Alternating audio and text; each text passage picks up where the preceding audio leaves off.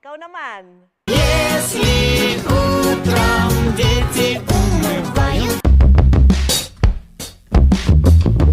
Patuta ni tatang, dakil timurdong na, mabalay na balaan, at daabot na. Wala akong kilalang Douglas pero mabawat kulot meron. Ay, oo nga no. Hoy pre, nahanap ko na siya. Ako yun.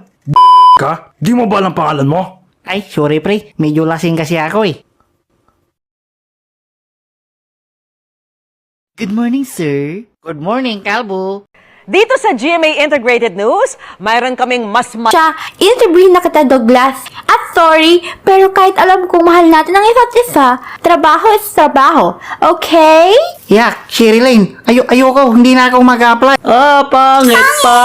Pangit. Douglas, crush kita!